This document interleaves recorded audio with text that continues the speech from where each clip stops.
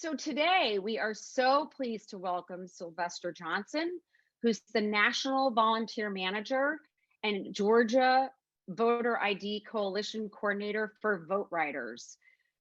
Georgia born and raised, Sylvester Johnson III. I like that, Sylvester. Civic engagement began in high school when he worked with organizations such as Special Olympics of Georgia. After graduating from Howard University, Sylvester returned to his home state and served as the political director for Carolyn Bourdeaux's, is that how you say it? Bourdeaux? Okay. Bourdeaux's campaign for Congress in Georgia's 7th congressional district in 2018. Now, as the National Volunteer Manager, Sylvester is excited to apply his passion for civic engagement by helping further VoteRiders' mission to ensure that all citizens are able to exercise their right to vote. Please put your questions in the chat for Sylvester. And with that, I yield the floor to you, Mr. Johnson. Awesome. Thank you, Kitty, and thank you all for joining or letting me join you this afternoon. Well, just became afternoon where I'm at here in Georgia, but very excited to talk to you about my work here at VoteRiders. As Kitty mentioned, I'm the National Volunteer Manager. I also manage all of our work on the ground, our partnerships throughout the state of Georgia. So I'm just going to give you a little bit background about what we do here at VoteRiders. Then we'll talk about some ways that you can get involved to help support the work that we're doing, prepare folks for these upcoming elections in November, and then answer any questions that you may have for me or about VoteRiders or the organization. And so I'm looking forward to that. Again, put those questions in the chat or save them for me afterwards. I'm going to jump into a brief presentation before I get to talk to you all some more. So I will share my screen.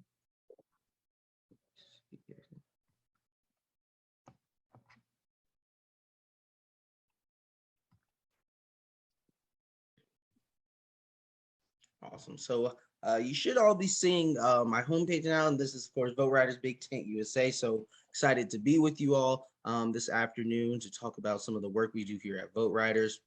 And so just a little background on VoteRiders. We are 10 years old. We actually had our 10th anniversary back in April. We had an action month where we did a lot of outreach. We raised a lot of dollars. We started off with a goal of sending 10,000 letters that month. And by our first week of letter writing parties, after that, we had already surpassed that goal. And so we wrote over 30,000 letters that month. So we've been on the ground doing work virtually and in person to make sure that we're fulfilling that mission. Of course, we are nonpartisan, so that means we work with anyone who needs assistance getting ID, who has ID questions around voter ID, making sure that they're prepared and that they have the stuff they need to participate in any election.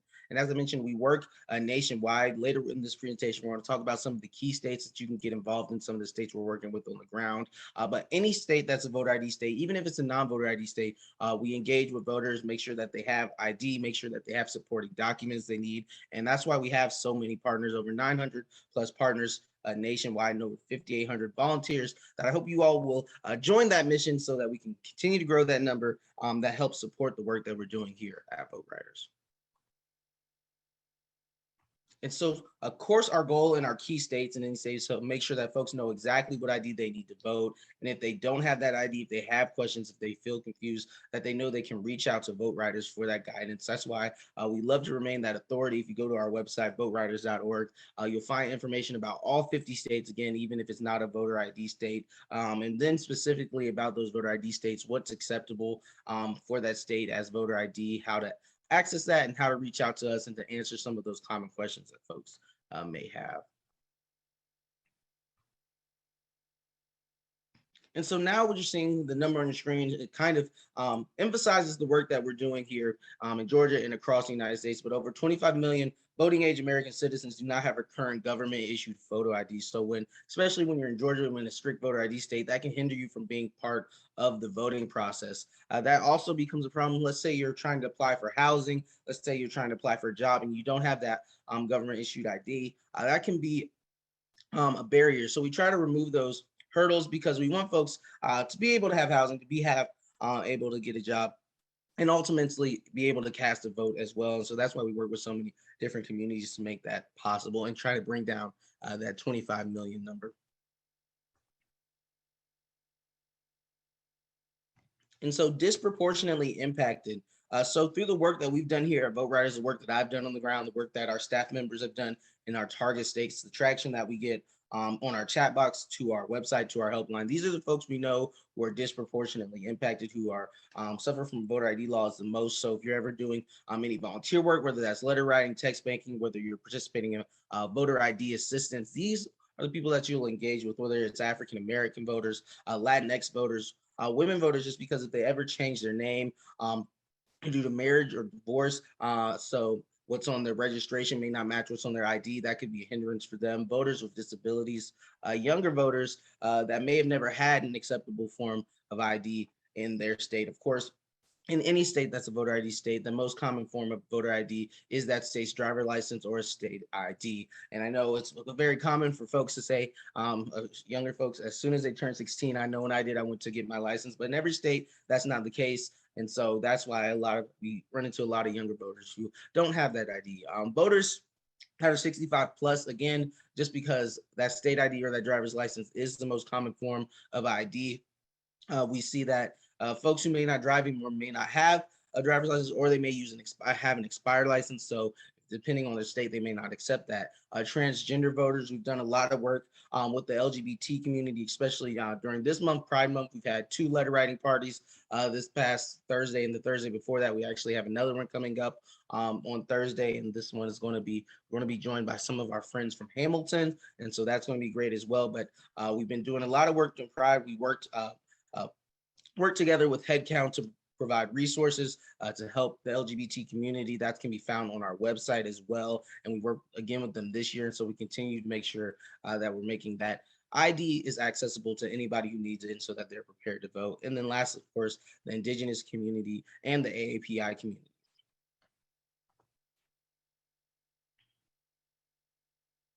And so the work we do at VoteRiders is so important because we want to tamp down on confusion. One of the reasons why there's a lot of confusion around voter ID is because these laws are constantly changing.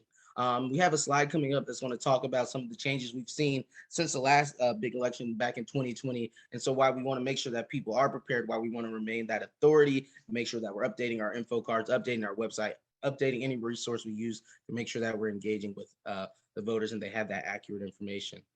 Voter ID laws can be different whether you're voting in person or voting by mail. And so however someone decides to cast their ballot, we want to make sure that they're aware of the steps they need to take so their ballot's not rejected. They're able to successfully cast that ballot.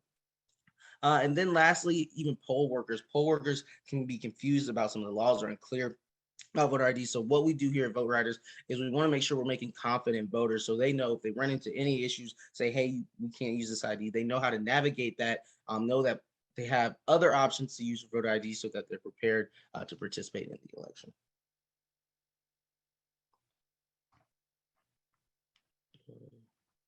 Oops. Here we go. And so here's the slide I was talking about the changes that we've seen across the board. Over 90 plus bills in 30 plus states have been introduced to make more stricter voting since 2021. We see this was a reaction to a lot of things that happened in the 2020 elections, especially when you're talking about Georgia specifically, which I'll talk about in a second. But also 7 states have already passed new or stricter voter ID laws with 20 plus initiatives pending as of March 2022.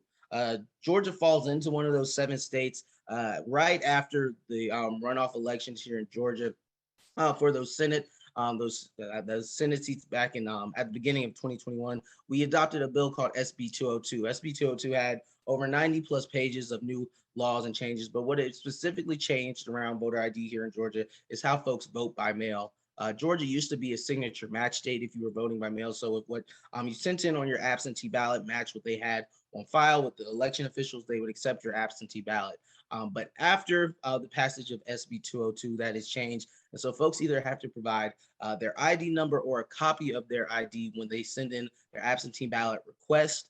And then again, when they actually send in their physical absentee ballot. And so that is a big change for folks who may not have participated in 2021 local elections. And this is a big change from anybody that's voted absentee in 2020 or before. And so we want to make sure that folks are prepared for that in Georgia and across the board.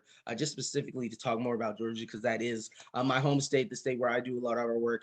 We know some numbers published by our friends at Fair Fight over the second highest reason why absentee ballots were rejected during the primary was because it had ID or date of birth issues. And so that was over 14% of those absentee ballots that were rejected. And when you see a number that high, you know how close the elections have been in Georgia, like they can be across the board. You want to make sure that folks are prepared and aware of these changes happening so that they can navigate that. And so that's just some of the things that we've seen here in Georgia, some of the things that we've been preparing for, making sure that the partners we work with, the people we engage with, the information that we're disseminating talks about these new changes so that folks know if they want to vote by mail that it has changed from previous elections.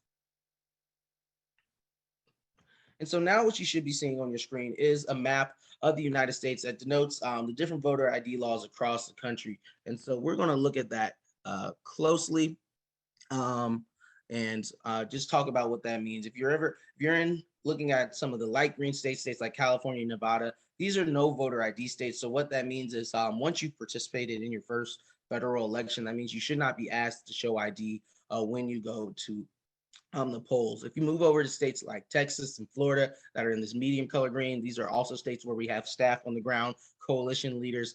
These are what we deem non-strict voter ID states. So they may accept out-of-state IDs, they may accept student IDs, they may accept expired IDs. Of course, it varies state by state, as you can tell by the different colors.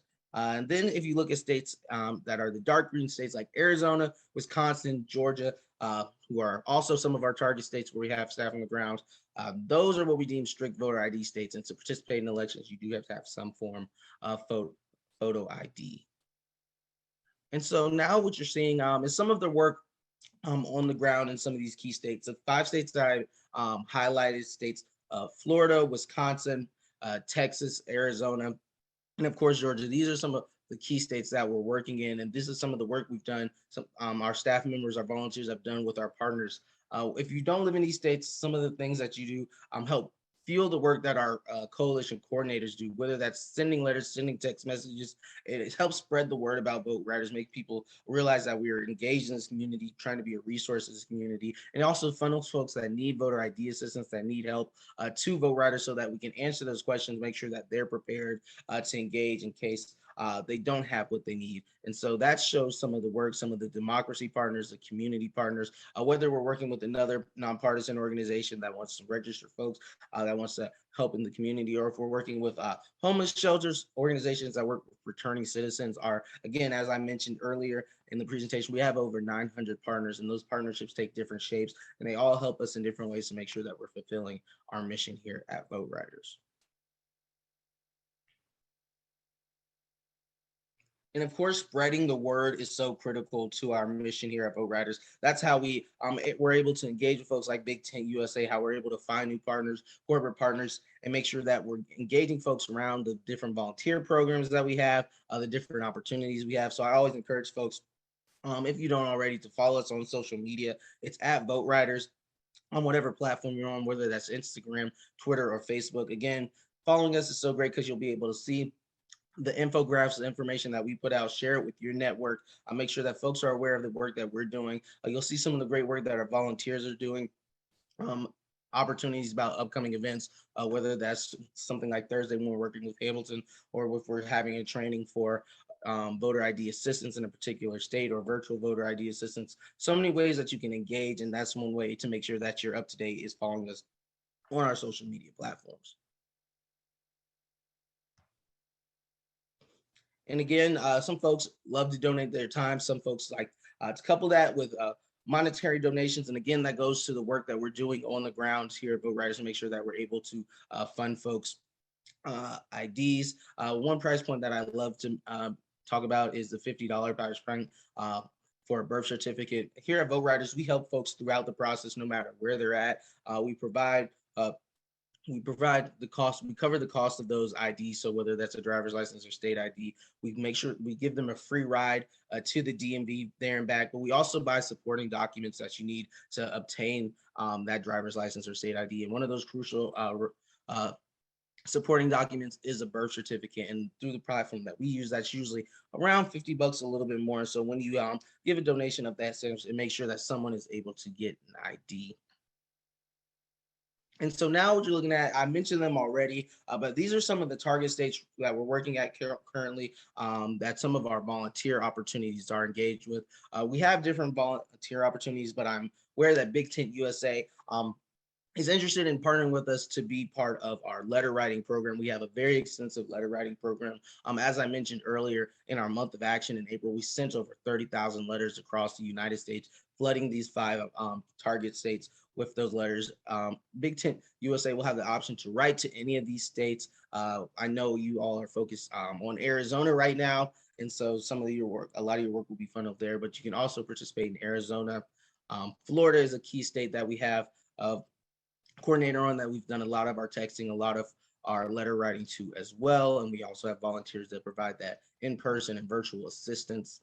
Georgia, of course, can't forget Georgia. Georgia is my home state, a state that I love to flood those letters to. Georgia is unique from some of the other states that we write to, is because the list that we're writing to from Georgia, it is a list it was a list published by the Secretary of State's office. And so this is a list of folks that are registered voters but do not have an ID on file attached to their voter file. So this doesn't necessarily mean they don't have an ID. It just means that there's not one on the register on their election file, and so that could cause them an issue if they try to vote by mail, if they try to vote in person. And so we've been doing outreach to those folks on that list. I know this has been impactful, but as the Georgia Coalition Coordinator, I've met with several of these voters in person at we call it the DDS here, but I'm more familiar the DMV to provide assistance. One time I was speaking with a voter directly, and I said, "Well, how'd you hear about VoteRiders?" He was showing me all of the supporting documents, his birth certificate, his proof of residency, all the things he needed at the DDS to get his license. And then he pulled out another piece of paper, and it was a letter that one of our volunteers wrote. And so this just goes to show that the letters that we are sending out to these target states are getting to folks that need assistance, and they're reaching back out to VoteRiders to get that help. Texas, one of my colleagues, our other volunteer manager, Olivia, she works in Texas and leads some of our coalition work there. But Texas is a big state. Texas is one of our key states that we've been working on. I've been working with some partners in the Rio Grande Valley to make sure that we're having an impact there and across the state of Texas. So Texas will be a state you'd have an opportunity to write to. And then lastly, Wisconsin as well. Wisconsin's unique. Wisconsin was one of the first states that VoteRiders had on the ground staff members engaging with the work around voter ID. And so we love the work we do in Wisconsin. We now have a great person named Nick leading our work there. And so those are the 5 states that you will be able to write to. Again, we have other opportunities. We have text banking. We have virtual voter ID assistance, and all that information can be found at our website, voteriders.org/volunteer. That's where you would go to sign up, and you'd get those email updates about our different letter writing opportunities, text banking opportunities, virtual ID assistance, helpline opportunities. There's so many ways that you can be involved with VoteRiders, and we definitely encourage you to do that. At VoteRiders, again, that's our social media across all platforms. So please make sure you tag us, repost us, show the great work we're doing, join our team. We love to repost our volunteers and show the great work that they're doing as well. And then volunteer@voteriders.org. That is the email that me and my colleagues check constantly to make sure that we're answering any questions that volunteers may have, following up and making sure that they are able to engage with VoteRiders and have that impact. But with that being said, I believe that concludes my presentation. So I'm going to stop sharing my screen, and I saw some questions in the chat. And so I will run, see if there's anything in the chat. Yeah, there's lots of good questions in there. Before you do that, can I ask you, can we just pull back a tiny bit? Because I just want to hear about your story. Because you worked on a political campaign in 2018. Were you thinking you were going to sort of go down that path? And then sort of what did you learn in 2018 that made you go back to doing more, civic engagement, voter protection work? I'm just curious about that, and then we'll get into these great questions. Great question. And so in 2018, as Kitty mentioned at the beginning, I worked for a campaign up in Georgia's 7th congressional district. Carolyn Bordeaux, if you've been paying attention to Georgia, you may have heard a lot about the 7th congressional district as of lately. They're actually merging that district with the 6th district, which was represented by Lucy McBath. And so now both of them won't be in Congress any longer. Lucy McBath actually won that primary, and so she will be going off against the Republican nominee in November for the 7th congressional district. But back in 2018, Carolyn Bordeaux, I worked on a race as a political director. It actually turned out to be the closest congressional race in the United States that year. It was decided by about 400 votes. I remember when we were all at the campaign headquarters, CNN had actually called the race for her, but we're all looking around, said, they haven't counted Forsyth County yet. And so we kind of knew some of those votes were trickling in.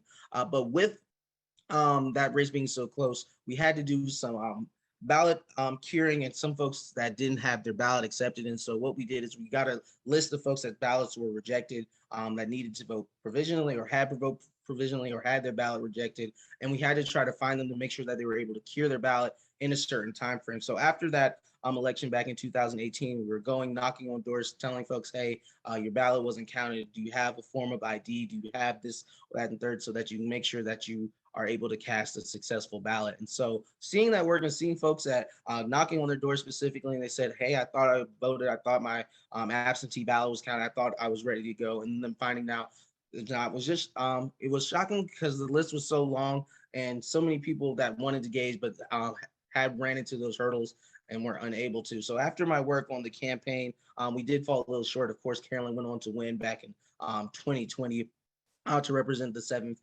congressional district, but I knew I wanted to keep engaging civically. I was still thinking about campaigns. Campaigns is sometimes very high intensity, and so I knew the nonprofit work, you still have a lot of that impact, but it wouldn't be as energizer buddy necessarily as the campaign. And so that's how when I was looking for my next opportunity, I came across VoteRiders, and I became the national volunteer manager. And as I spent time at VoteRiders, my 3 years is coming up, I believe, in August. I've taken on the role as our Georgia Coalition Coordinator as well, building our partnerships here in the state of Georgia around voter ID. All right. Well, thank you. I was just curious, why you pivoted, but we're really glad you did. So thanks, Sylvester. Yes. Okay, let's get into some of these questions about very specifically about voter ID. So one of our board members, Jeanette, has asked things around, are you working with college students around there to understand, some states do take the student ID, some now don't, obviously, in some of these laws that just passed, that changed. So can you sort of talk to us about working with college age students? Yes, we definitely love to work with college age students. I know I've specifically done it. I've done some trainings and worked with the youth and college division of the NAACP here in Georgia. We've worked with even high school students as they get prepared to go into college. I'm actually doing a panel this Thursday with Kilpatrick Townsend, which are doing a law program for upcoming seniors and preparing them to go on to college. So we do a lot of work. We've done work in Florida and across the United States, doing work up in New York. And so we love to work with college students. Georgia is a very unique state. And the reason why we target college students here, because Georgia only accepts some college IDs in our state. So if it's a public university, they'll accept your student ID. If you go to a private institution here in Georgia, they will not accept your ID. So for example, if you went to just here in Atlanta, if you went to Georgia Tech or Georgia State, you would be able to use your college ID. But if you went to any of the historically Black colleges and universities, so Morehouse, Clark Atlanta, Spelman, and even across further down the street, Emory, you would not be able to use your student ID to vote. And so that's a big change. And that's again, as a nonpartisan, we don't advocate change the rules. We say these are the rules that we have right now, and we have to try to navigate them. So we want to bring that awareness to folks, to students that say, hey, if you're planning to vote, if you're from out of state, and a lot of these HBCUs do bring in a lot of out of state students, you can't use your college ID to vote. You'll need to get a Georgia driver's license or a state ID of that, something like that. But again, if someone goes to Georgia Tech, Georgia State, or UGA, they'd be able to use that student ID to vote. And so you see that difference, and we want to make sure that some students are aware, because a lot of students, they hear that student ID is accepted. They may not know that their university is technically considered a private or public university. Some of them may not be aware. And so we don't want them to be turned away, and just knowing that sometimes college students can be forgetful. I know I've lost my student ID multiple times when I was in school. And so making sure that they know what options they have is very key to the work that we do. I mean, I don't want to be incendiary, but that feels super racist. Yeah, it's unfortunate. Again, there because I believe out of there's seven HBCUs in the state of Georgia, and five of them are private institutions. Four or five of them are private institutions, so you can't use your ID. There's other schools, again, like Emory, that a renowned school. We have a professor that we work there's a volunteer that does some of the work with the students voting on their campus, but they can't use their ID either. And so it just seems unfair. And again, that's why that 18 to 24-year-old demographic so high, folks that we target, because just because of the school you go to, you can't use your ID. There's not too much difference from Morehouse ID or Georgia State ID. And they all they utilize some of the same platforms in Atlanta, go to the same. They even do cross training, have cross opportunities where folks can take classes at their campus and vice versa. And so when you hear that you can't use your ID, it just doesn't really make any sense. But unfortunately, that is the rules that we have here. And isn't it also that you can use your gun license to vote, but not, is that right in Georgia? Yes, Your in gun license? Texas you can. In Georgia, you can use your gun license as well, because Georgia stipulates you can use any federal or state ID. So that includes a gun license. And so when you see laws like that in Georgia, and Texas doesn't accept student IDs at all, for example. Yeah. So you're like, you have so many students and they could be able to use your ID, but then if you're a gun owner and you just have a gun license, you'll be able to use that ID. So it doesn't make sense. And it seems like they're targeting a specific block of folks that won't be able to have access based on the ID that they have access to. Yeah. Okay. That just makes smoke come out of my ears. Can you talk to us a little bit about non-driver's license government IDs and how hard they are to get? Yes, I can talk specifically just about Georgia. Uh, Georgia says that they offer something called a voter ID card, or a voter identification card. It supposedly looks similar to a driver's license or a state ID, but it's supposed to only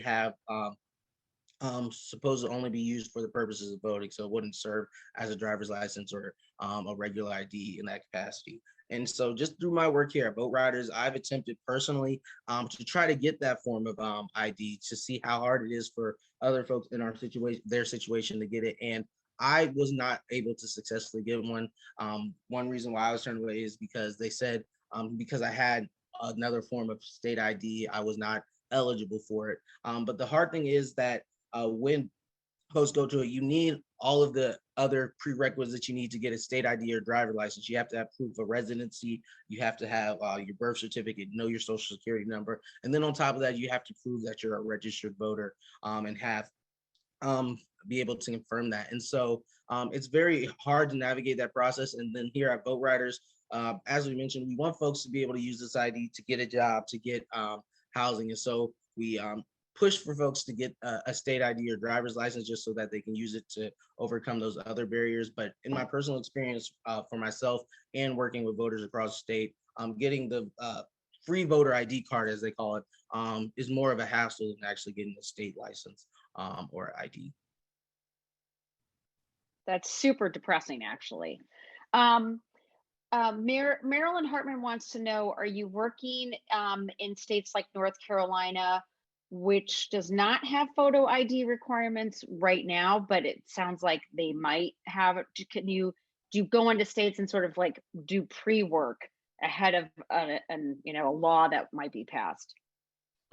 It's a great question, and I'm glad you mentioned North Carolina, because that is another state where you have staff on the ground. Our Deputy General Counsel and our leader of our voter ID assistance program, Pam Pearson, she lives in North Carolina, and she came on to VoteRiders about a couple months after me. And at the time, as you mentioned, North Carolina had proposed voter ID law, but it was struck down by the courts because it was deemed prejudice towards certain communities, and so at any point they could reword that and get that passed. And so Pam has been doing work in North Carolina, specifically building partners, helping folks at homeless shelters in community partnerships getting photo ID. So she does a lot of our on the work ground and has built a volunteer base in that state. And so we're prepared if North Carolina does adopt an acceptable form of those voter ID laws that to provide that service. And we have been providing that service because if they pass it at any time, those could come into effect for that upcoming election. And so we have been doing work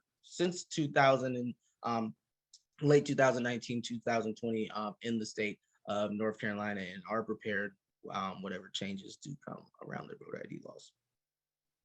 Yeah, but getting ahead of something like that would seem a really good use of time, effort, and energy. So that's great. Correct. Can you talk to us a little bit about, well, I have two questions. One is, what did VoteRiders, if anything, sort of learn from the election of 2020? I mean, talk about having to pivot. Obviously, you showed some slides of people wearing masks. I know it's much more about remote work than on the ground. So what were some of the lessons? How has that informed VoteRiders work for the upcoming midterms?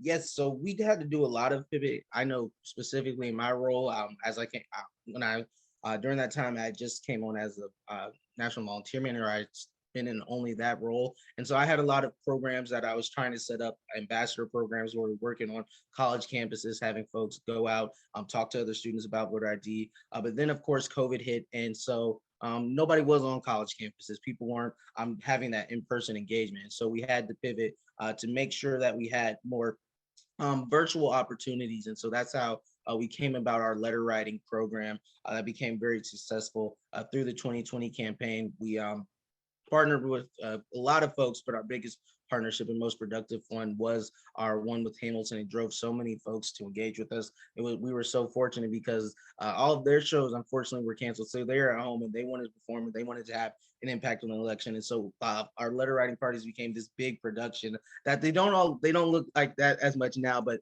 it was so great in funneling folks in our to the work that we're doing, and it's helped us grow our programs and grow our virtual opportunities. But one way that we've also done it is the voter ID assistance. Again, we have folks and staff members and volunteers on the ground in key states like Georgia, Florida, and Wisconsin, and Texas, and Arizona as well that provide the service. But going through the pandemic, knowing we still needed to provide this service, knowing that a lot of the places we engaged with weren't taking in-person visits, or we couldn't go in person for the safety of staff, we figured out a way to provide that assistance online, provide that assistance virtually. And so now we have volunteers across the United States who aren't in these key states or target states that we're working on, but they still take the training. They learn how to order someone birth certificates. They learn about what you need, proof of residency for that state, and they help folks through that process virtually, whether that's over the phone, on Zoom, or Google Meets. And so we've stepped up in that way to make sure that we're able to provide that service to folks. And even we have folks that, again, help with the ID assistance. We have folks that manage the rides, make sure that we set up the Lyft or the Uber ride for that voter to get to and from the DMV. And so we definitely grown that program over the last 2 years to incorporate volunteers that are out of state, but also to accommodate more voters that because since we're not always able to see folks in person, but still want to provide that assistance to them. I mean, that's really soup to nuts for a voter. That's amazing. Do you guys do any, well, two questions. One is, how do you work with voters who are not English speakers?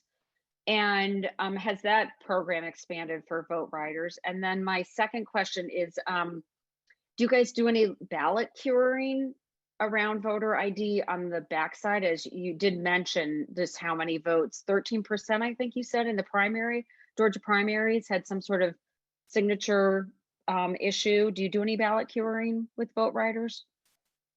We don't do any ballot curing per se. Again, if folks have any questions, if they know that their ballot's been rejected, or if someone reaches out to us, we'll provide assistance to them. Again, we have a helpline that's people can call 24 hours a day, or they can reach out to us through our chatbot on our website to provide that assistance. But we don't do that work directly when it comes to ballot curing. And then to answer your question about foreign language speakers, we do have bilingual staff that help with that. We are also always recruiting volunteers to make sure that we're able to follow up on anybody who may speak Spanish. And then we utilize some of our partnerships. We worked with Asian Americans Advancing Justice Project, AAJ, 3A's, yes, 3A's. And so recently we had some of our info cards, I believe I have a few here. Yes, these are our info cards. These are the ones for Georgia specifically. We have these for all of our keys. Well, we make these for every state, but this one I'm actually showing you is in Spanish. And so this has all of the great information about the acceptable forms of voter ID, how to reach out to VoteRiders in Spanish that we can pass out to Spanish speakers and they can use. And of course, when they visit our website, we have that information in Spanish on our website as well. But going back to the AAA, Jay, we worked with them here in Georgia to have those info cards made digitally in 4 key languages, and that is Mandarin, Vietnamese, Hindi, and I always on the last one. And Korean. And so we've translated our voter ID information into those 4 languages, trying to broaden the different foreign language speaking or foreign speaking communities that we can assist. That's great. Couple more questions. Catherine Briggs wants to know if you can elaborate on what is a broken ballot. I actually never heard of that. And then she was also sort of wondering about, is VoteRiders thinking about maybe having voters pursue a passport instead of a state ID? And can you use a passport as I'm imagining you could to get to register to vote? Yes, a passport is accepted in most voter ID states, if not all. We encourage folks, if they can afford, we look to try to get that state ID. Sometimes the process for getting a passport can be a little bit longer and more expensive, but if folks have a passport, we definitely encourage them to use that. And if that's a viable step, and for some reason we can't get a state ID, can't get a driver's license, but we have an avenue to get a passport, that is the route we would take to get make sure that they have the ID they need to vote. Because again, this state ID or the driver's license is that most common form of ID in any voter ID state. But we try to navigate it, whether that's getting, for example, in Florida accepts neighborhood IDs. Technically don't know what a neighborhood ID is, but each state again gets to craft their own list about acceptable forms of ID. And so we've worked, and our folks on the ground have worked making sure that we try to work with the voter and work with the documents they have and the time frame we have to try to get them a form of ID they can use to vote. And then once we, if it's too very close to election, we can come back and then work again to try to get the state ID or the driver's license or passport, possibly, depending on the time frame, because this ID process looks different for each voter.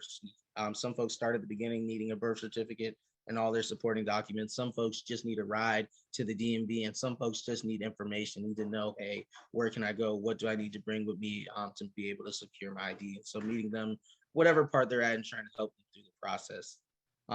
The other question, I believe, was the broken ballot. I assume that may be referring to the cured ballots that I may have mentioned in my time working on the campaign in the 7th Congressional District. Correct me if I'm wrong, but for some folks, that just means their ballot was rejected for whatever reason. They voted by mail. Let's say that their signature that they sent in didn't match. And this was back in 2018 before SB 202 and those vote by mail laws changed, but they may have not said that the signature didn't match what was on what they had on file. They may have been out of precinct, or they may not have been able to find them on the registered roll, so they may have voted provisionally. And so these are folks that either had their ballot rejected or had voted on provisional ballots that had to come back up to the elections office in Gwinnett County is where we're doing most of that work, and provide either further forms of documentation, proof of residency or something like that, to make sure that their ballot was counted. And I hope that is what you're referring to. That answers your question. Sylvester, what do you hear from your staff, your volunteers, voters you engage with? I mean, is the frustration level high? Are people engaged and fired up? I mean, you're really talking about a lot of citizens who have to jump through an incredible number of hoops just to participate in our democracy. And I mean, this is an anecdotal question, but from those of us who have an easy time getting a driver's license, and I mean, I have to show my ID every time I vote in Rhode Island, but it's not a burden for me. What do you hear on the ground from everybody? You hear, it's definitely a growing problem, and like you said, a lot of folks may have never had to deal with that ID issue. I know personally, as soon as I turned 15, I went and got my learner's permit, and then I got my driver's license. But when you deal with the certain communities that we work with, folks that may be returning citizens, which means they may have been incarcerated and then returning, they don't have any ID or supporting documents, they may not have any family that hold on to that. Homeless communities, folks that maybe transient or moved around, they don't usually keep up with a lot of those documents. And so we know our folks that are energized, especially our volunteers, whether they're virtual or in person, is because they see the impact that we're having. We have a great comms team. They release some of the stories that we have from our folks on the ground in different states, folks that they've engaged with, that tell the story of someone that we were able to successfully get their ID, successfully to make sure they were ready to vote or participate in an upcoming election. And that's kind of what keeps the staff energized, because sometimes you'll be working with folks, and sometimes, especially just dealing with certain communities, you work with them, get them through the process, and then you're not able to hear from them for a week or two, or maybe longer, because they may not have access to a phone, access to email, or something may have just came up in their lives. And so seeing folks get across that finish line is very key, and kind of helps you get going, helps you propel yourself to the next voter, and show the work, and prove to you that the work is effective and is having an impact. Because again, those folks will be able to vote, but they're also able to overcome so many everyday hurdles that most of us don't usually face. And so that kind of what energized me. I know that keeps a lot of our staff members going, seeing that we were able to help this person from point A to point B and make sure that they were prepared. I'm so glad. I'm so glad to hear that. Well, listen, I'm going to wrap us up because I know people need to go grab a little lunch before they start watching the Yes. January 6th hearings. Should be a barn burner. A lot of Georgia happening today. Brad Raffensperger and Gabriel Sterling are testifying in person. That's what I heard this morning. So I just want to say, first of all, thank you so much, Sylvester, for taking time out of your very important and busy work, for joining Big Tent today. And we are really excited to be working with VoteRiders. And I want to let everyone know who's on the call that we're going to create our own Big Tent account and then start getting those letters to you.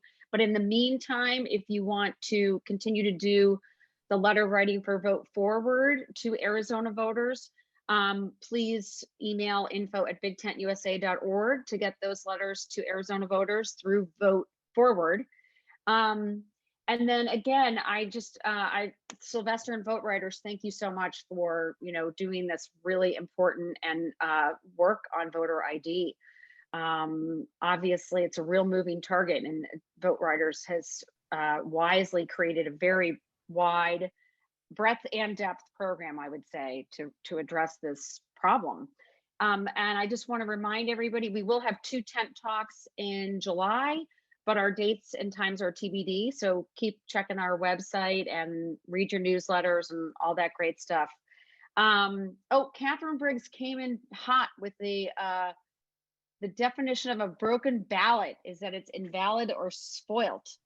So whether that's the ID, the registration, so that is what you were talking about, Sylvester, is that no, it's different. I just unmuted myself. It's Different. Okay, good. Sylvester described it when he was talking about Georgia, and it's basic. I'm sorry to unmute myself, but it's this idea that the laws favor people who are homeowners versus people who are on the move all the time. So for instance, in Pennsylvania, there were a lot of broken ballots. So I assume this is something that you also work on, where if someone even lives in the same building and moves from apartment A to apartment H, and they try to vote, but even though they're properly registered already, the state believes that they're in a different location, the previous apartment that they were at, and then all the different things that they need to show to prove that they moved from apartment A to H, then make it hard for them to prove, let's say on election day, or in a quick turnaround, and then those people just don't vote. So I just was wondering what you were doing on broken ballots, because I think that that's an area where you have people are already properly registered. It's just a matter of moving up the chain to make sure that they have what they need to prove that they've moved apartments. Awesome. Well, thank you for that. I wasn't as sure what you meant by broken ballots, but that is a great explanation. And again, that work would probably look a little bit different for each state. I know here in Georgia, when folks move, we encourage them to update their voter registration through the Secretary of State's office portal. That's probably the most common step. It probably may not be as simple as in other states. I'm not as versed in. But Georgia does offer that opportunity. They usually send also, I know I just received mine in a precinct card that's asked me if I've changed for my address in county. And that helps folks who may be moving around the county just because their polling location may have changed, and then the local districts or the local representatives that they're voting for may have changed as well. But anybody moving out from a different county to another county in the state or a different city, I encourage them to make sure they're checking their voter registration on the Secretary of State's website, using that online system to update it, and doing that in a timely manner, just because if you don't, you could miss registration deadlines and you could not be eligible to vote at your new house or your new apartment. And then you'd have to, if you still wanted to cast a ballot, that would have to be cast at your former address. And so we definitely work with folks who have that issue. And again, it's probably on a case-by-case basis based on the steps you have to take in that state. Yeah, it shouldn't be that hard. The bottom line, it shouldn't be that hard. Thanks, Catherine, for doing that quick research and reporting out. I know Susan and I we did the voter protection hotline in Pennsylvania. We will be promoting that too as we get closer to the election. And it was really staggering, just the hurdles that Pennsylvania voters had to overcome, and just there were so many roadblocks. And same in Georgia, we did some ballot curing during the runoffs in 2020, and it's very discouraging. So I appreciate your positive attitude, Sylvester, and your really good work. So again, in July at 7 o'clock on July 13th, we have author Michael Lewis. And on August 3rd at 7 o'clock, we have Pod Save America founder Dan Pfeiffer. And stay tuned for letters through VoteRiders to Arizona voters. And then we're going to pivot to Wisconsin and other states as well. And I hope everyone checks out the VoteRiders website. It's an incredible website, great resource. It's really, they've done a tremendous job. So Sylvester, again, thank you so much for coming to Big Tent. Everyone stay safe and well, and we'll see you soon.